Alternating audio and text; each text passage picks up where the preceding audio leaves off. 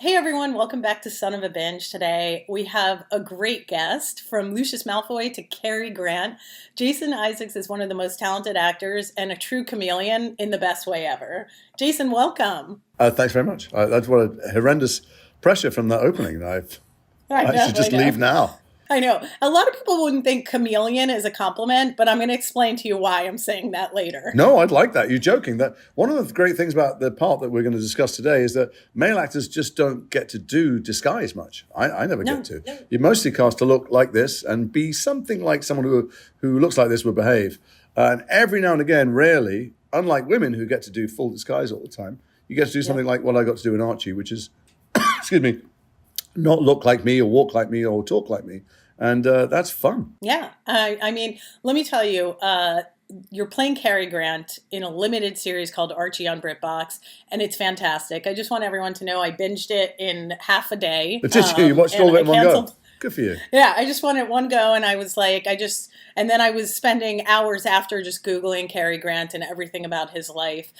So I always ask my guests to do this. Describe Archie in 30 seconds or less. Almost as if you're convincing someone, like a trailer. Well, first of all, I'm English, it. so I find it nauseating, the idea that I should ever persuade anyone else to watch something that I'm in. It goes against the grain completely. I'd much rather you did that. Okay. But it is a 4-part series that tells you about the life of Archie Leach, who was a terrible a man with a catastrophic childhood and a desperate need to be loved that could never be sated, who created a character called Cary Grant to try and save himself and found that it failed. And really only found himself and saved himself when he walked away. Ah, that was perfect. You wasn't did that really good. fast. I could do it again if I'd take 2, but it doesn't matter. Moving on. No, let's do take 1. Okay, this is my version of it. Go A boy on. named Archie becomes one of the most famous actors in history, has a terrible father who fakes his mother's death, a not dead mother, a lot of I'd stop wives. you right there. Total spoiler, but carry on. Oh, sorry. Ooh, Sorry, guys. Yeah. Okay, I'll edit it out. Don't worry. No, wait. that's fine. A lot of wives, a daughter, a bit of LSD, and possibly a case of OCD, maybe? Oh my God, all of the acronyms. He had OCD, ADHD. Mostly it was PTSD. Most of them. And it wasn't a bit of LSD either. He took LSD hundreds of times with a doctor to try and rid himself of the nightmares from these scars, these childhood wounds that were not only open, but the more famous he got, the more beloved he became, the wider those wounds opened, because the dissonance between the creature, the character he created on screen that the world fell in love with, and who he really was on the inside, and who he was when he shut the front door, was so great. The greater it got, the greater the chasm, the more pain he felt. Yeah. Oh my gosh. We're going to get more I into feel like we're writing LSD later. an essay on him now. Yeah, I love it. I'm going to be ready after this. Okay, so tell me what drew you to this project. Did it come to you? Did you seek it out? God, no. Who would be moronic enough to seek out a poison chalice like this? No, I heard, it always starts with the agent. The agent goes, they're doing a Cary Grant project. And I go, what do you mean? And they go, well, someone to play Cary Grant. I went, go fuck yourself. I'm not. Who would be just suicidal enough to walk into those shoes? And he said, well, it's called Archie and Jeff Pope's written. Let me send the scripts. And I went, Jeff Pope? He's a really good writer. He's written some great stuff. Why would he be, idiotic enough, masochistic enough to create a part that where an actor had to fail playing Cary Grant? And then I read it and I realized Cary Grant wasn't a person. Archie Leach was a person, and he devised, invented, curated, and shaped a character on screen, unconsciously, I think, that could be and would be loved. In fact, he'd done it throughout his life. He'd been whoever people needed him to be. And he did it so successfully that most of the world fell in love with him. And behind closed doors, he was just a man still dealing with the aftermath of being abandoned and neglected and abused and starved. Not starved of love, and also really physically hungry for a lot of his life. For instance, he always ate not only what was on his plate, but on everyone else's plate around him. And if there's any other food left, he bundled it up, even when he had parties, and saved it, made sandwiches for weeks. He was the scars of childhood didn't leave him for a very, very long time. And he kept on trying to make other people love him in the way that he thought he deserved or needed to be loved, and drove them all away from him. He broke every relationship he was in. Yeah. And only really when he had a kid, as my estimation, when he had a child, and he could give that child uncomplicated love, and he didn't expect anything back, did he begin to heal and realize that what he'd been seeking all his life in the limelight and this adoration and validation from other people was making him less and less healthy. And he got healthier when he started to direct his love outwards. I feel like you could be a therapist. Like the way you just like distilled that, it's perfect. Well, I mean, I mean, I I spent a think long time trying to understand him because he behaved so abominably to Diane. You know, Diane Cannon, his fourth wife, wrote a book that was one of the inspirations for this yes, series, and she was an invaluable source for me and for the brilliant Laura who plays Diane on screen. And she has such at a distance because she waited such a long time before she wrote a book about this time, and yeah, then it's been 10 years since then, them working on the script together. She has such generosity when she looks back at a time of her life when she was just suffocated and driven in the end to a mental hospital by his yeah, behavior. She can see the fault lines going back to this abused child. At the time she couldn't. She was a young girl and she married someone older than her dad, and he was Cary Grant when she married him. And then once he shut the front door, he became Archie Leach, who was a whole different kettle of fish. yeah. But at the time, she thought she was doing something wrong. If only she could do something different. And as the more she talked to me about it, the more I kept on wanting to reach back through time and rescue her as a dad myself. And go, get out. It's not your fault. There's nothing you can do. But now, when she looks back, she's unfailingly generous about how he couldn't help it and how out of control he was.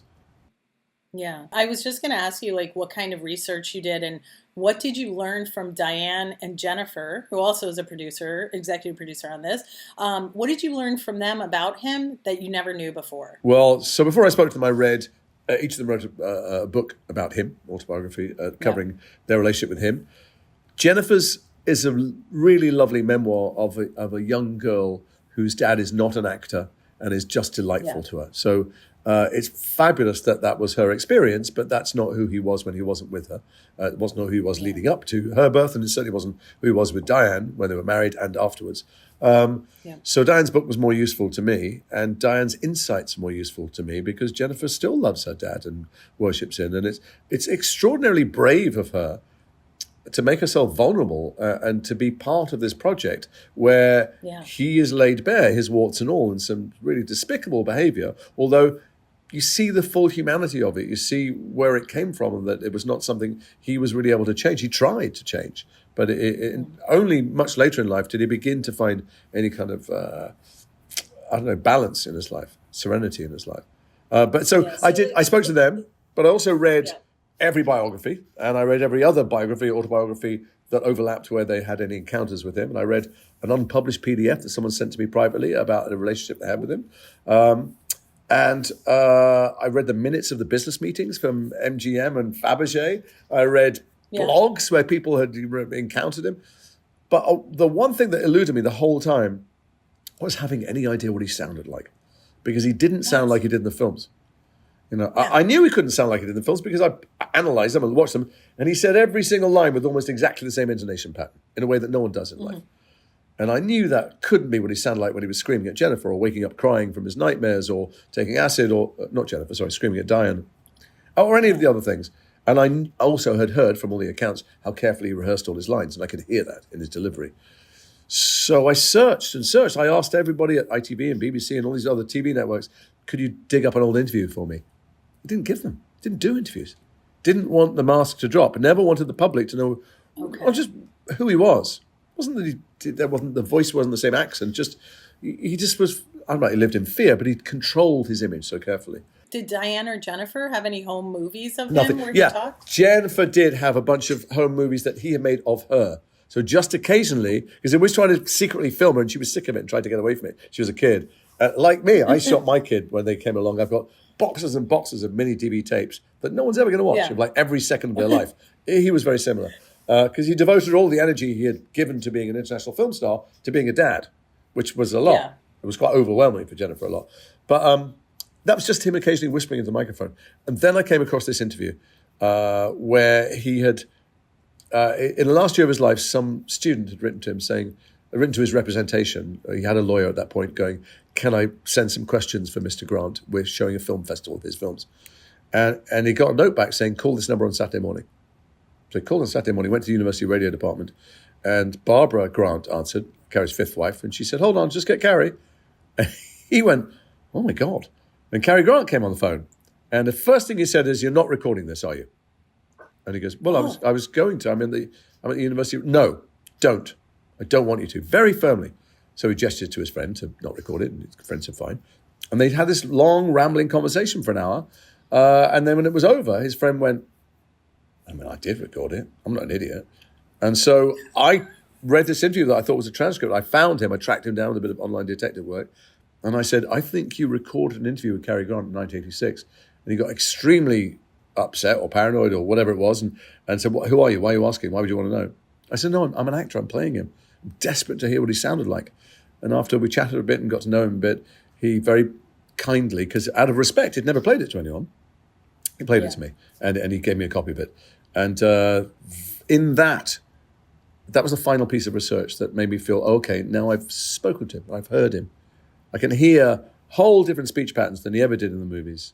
I can hear, even at 82, a little bit of frustration at being misunderstood and self-deprecation about how silly and pointless the films were, and some belligerence when he got annoyed about things where he didn't think people would, just I heard a whole bunch of other things. And that was the final piece for me that made me think, all right, I can have a crack at this. Oh, that's great. Because I did read that you said when you first got it, you were like, this is such a bad idea to play him. Tell Well, us to play a little Cary bit. Grant is a bad idea. To play Archie Leach, nobody knows who he is. This is the whole point of the series. Sometimes I've done an interview, and at the end of 5 or 10 minutes, they go, was there anything you found that was surprising? I'm like, have you been listening? Everything was surprising You're about like it. every That's the whole single point. part. So I do have a question. If you weren't playing Archie Leach and it was just as a producer, who would you have cast as Cary Grant? If not you. Oh my God, obviously. not me. Let's take you. I've no idea. Well, it doesn't matter because in a year or two's time, AI will be doing it and we'll be watching Cary Grant on screen again. That's true. That's But true. I've It's going to be so nice. Like, you're one of the final humans I'll interview. Yeah, probably all the actors who turned it down before me, they were too smart or too expensive. I don't know. Yeah. Okay. You're like, I'm not even answering that. So, all right, let's talk about his dad was the worst. His dad sure was. There's nuance. Yeah, that's true. But you can trace the chains back. His dad was violently alcoholic and abusive. Maybe, who knows if he was sexually abusive. He certainly was violent. It was violent with his mother. Got her locked up in an asylum. But, his dad's mother, Archie's grandma, was even worse. So who knows why his dad was like that? If that was his mother, the mother was just a witch and completely neglected him, didn't feed him, beat him, was alcoholic herself. He was out looking for food. He was looking for scraps. He was looking for anything. No wonder he got expelled from schools. No wonder he spent his life trying to make someone feel like he might be lovable. Because this is the Jesuits say, give me the child before they're 7, I'll show you the man. He was so badly damaged and just thrown on the scrap heap of life so early on that, my dad's 91. He still has nightmares about the bailiffs. The bailiffs used to come to his house when he was like a first grader because his dad was a bit of a ne'er-do-well and they had to move all the time because they couldn't pay rent. And my dad's incredibly respectful, always been incredibly honorable, important to him to be honorable because his father was the opposite. But he still has nightmares. He went to school age 5, first day of school, halfway through. They said, Isaacs, come here. You don't live in the neighborhood anymore. And the family had been kicked out of the house because he hadn't paid rent. So, Oh, wow. But at 91 that he still has those nightmares.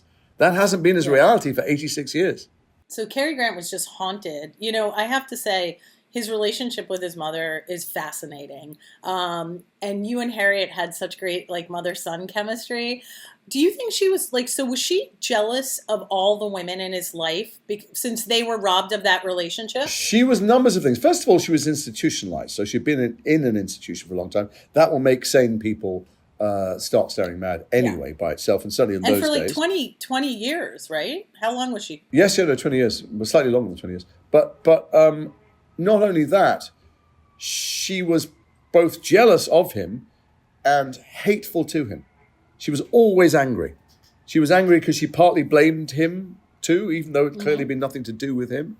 And she was incredibly rude. She was unguarded, unboundaried, whatever, she was incredibly difficult. He was always very upset. First time he saw her, he went and disappeared for 3 weeks. They couldn't find him, the biggest star in the world, and he was in a hospital with his liver exploding from alcohol.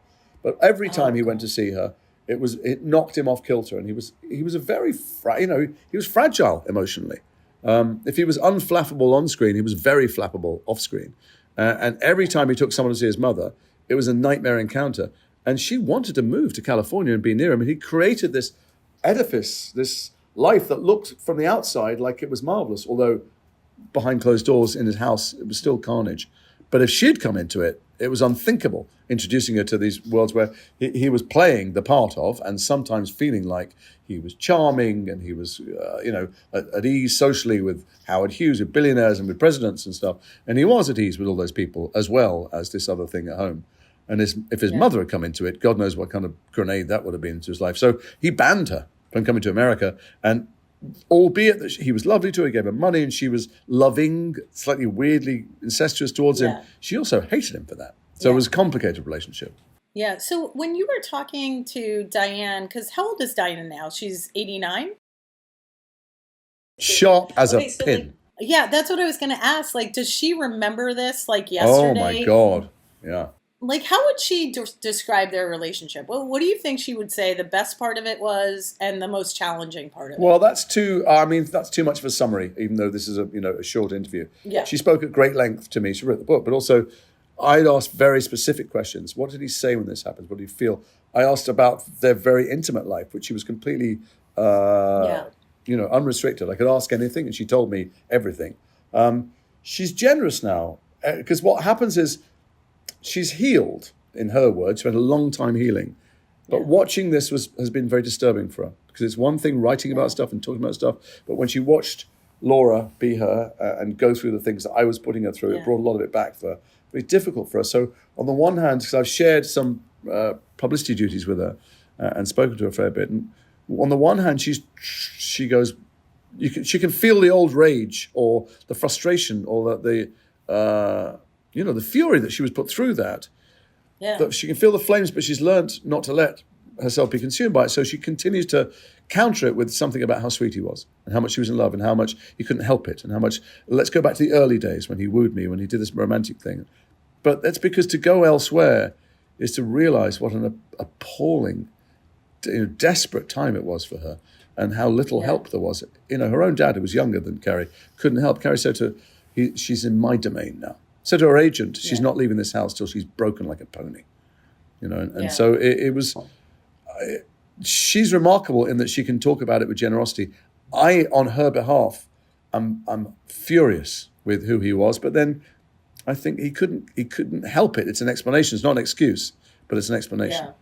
I feel that same rage towards his father, but you're right. It's so cyclical, like of how his father was probably abused by the mother, and sure. Look, Cary tried at least. He knew he had these tremendous problems because his relationships were breaking down everywhere. And with Betsy Drake, his third wife, he explored an awful lot of therapeutic avenues, including LSD. Which is why when he was trying to get Diane to take LSD, because he took it hundreds of times with the doctor, she refused, didn't like drugs. And he said, look, I did it with Betsy. And she went, look what happened there. You got divorced. So it's not a great argument for taking it. So when did he start taking LSD? Do you remember around what age? With Betsy. So with his third wife and seeking Eastern philosophy answers. And there were many things he saw. He knew how badly he was scarred on the inside. He knew how troubled he was. He knew how heartbroken he was when relationships broke down. He knew how extreme his behavior was in every area. He was, excuse me, he had all those things that today we have labels for and pills for, all of them. Yeah. Do you think he was mad at his mother for dying before he knew? Yeah, my God, he felt abandoned by her. He was a kid and he came home one day and was told she's gone to the seaside to get well. And soon afterwards, he was told she's actually dead. So, I think I know that he spent decades feeling completely abandoned by his mother and father, but he wasn't feeling that. He was. He's feeling unwanted. He was unwanted. He's feeling unloved because no one loved him. And I don't know that she did love him. She was capable of love before she went in or when she came out because his older brother had died and something had really snapped in her. And she had such massive postpartum depression. Sorry. The bereavement scarred and damaged her so badly. Exactly. But she was a hard, Diane's when she was a hard woman. As well as talking about this character that he created that people loved and worshipped and lusted after, that's why he was funny. So many comedians have such dark center and origins for the reason they want to make people laugh. Yeah. Well, so I know there were a lot of rumors that he may be bi or gay, and in fact, I know I love how you guys address it in the limited series, like Good, having thank him you. just say It it, was a and source of a it's lot of discussion, as you can imagine. it was beautifully executed. And I read what Jennifer said in her interviews. So, did you and Diane and Jennifer talk about that, or did you and Oh yeah, Diane in particular? What did God, they yes. have to Well, say? when I was first offered it, there was no reference in there, and I said to Jeff Pope, the writer, who is such a lovely, collaborative man, I couldn't possibly do this unless we acknowledged that he was with men for a big part of his life. He said, well, we only concentrate on Diane. That's the only relationship we show. We're not, and also, I don't know that he was. And I went, oh, Jeff, come on. Read all the biographies. He said, of course I've read all the biographies, but there's no proof that he was. Yeah. And he didn't say that he was, most importantly.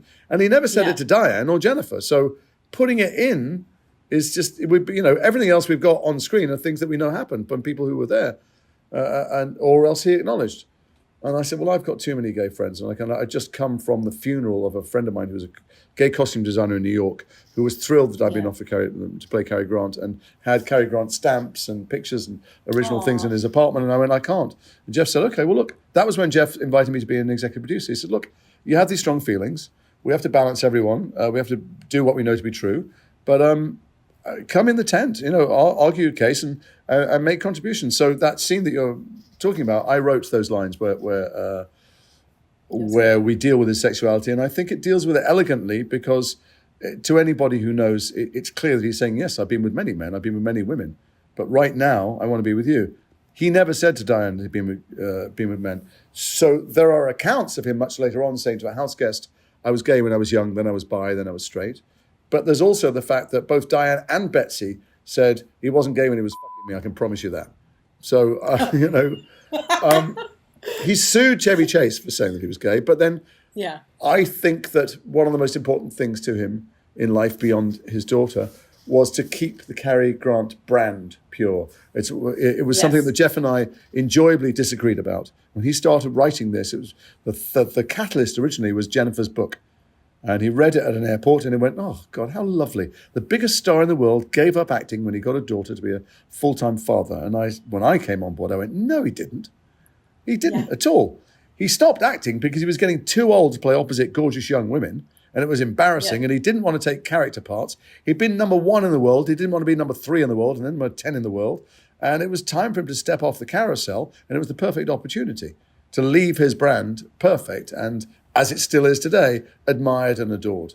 And so it's something we make fun of each other about, and we'll never know exactly what it was. And no one does anything in life through one simple motivation anyway. But they both Yeah, coincided. yeah. I have to say, once again, that was a brilliant line. I loved how you summed it up, because no one can tell unless he was here, and even that, I don't think he'd ever say. So, Jason, this is Son of a Binge, so I have to ask, what show or movie have you binged yourself recently, Recently, or in the last few years? Something that really stood out to you. oh my God, I binge everything. So I sit up all night, and when I watch things, I watch them all the way through, beginning to end.